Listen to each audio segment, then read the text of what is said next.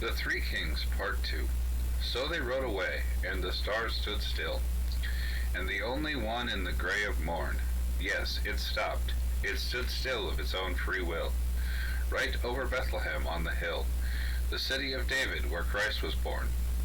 And the three kings rode through the gate and the guard, through the silent street till their horses turned, and neighed as they entered the great inn yard. But the windows were closed and the doors were barred, and only a light in the stable burned. And cradled there in the scented hay, in the air made sweet by its breath of kine, the little child in the manger lay, the little child that would be king one day, of a kingdom not human but divine. His mother Mary of Nazareth sat watching beside his place of rest, watching even the flow of his breath. For the joy of life and the terror of death were mingled together in her breast. They laid their offerings at his feet. Their gold was tribute to a king. Their frankincense with its odor sweet was for the priest, the Paris light, the myrrh for the body's burying. And the mother wondered and bowed her head, and she sat still as a statue of stone. Her heart was troubled yet comforted, remembering what the angel had said of the angel's reign and of David's throne. Then the kings rode out of the city gate with a clatter of hoofs in a proud array, but they went not back to Herod the Great, for they knew his malice and feared his hate, and returned to their homes by another way.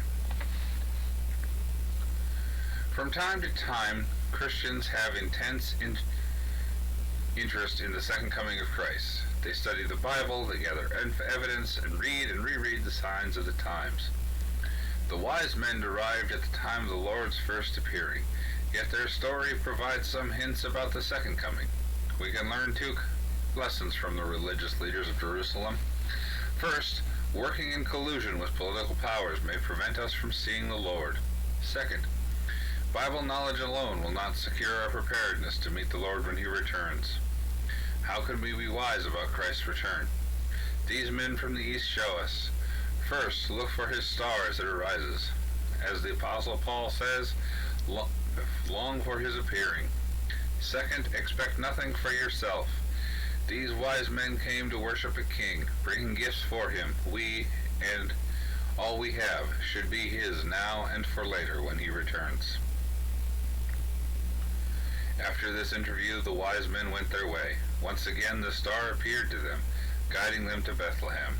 It went ahead of them and stopped over the place where the child was. When they saw the star, they were filled with joy. Matthew chapter 2, verses 9 and 10.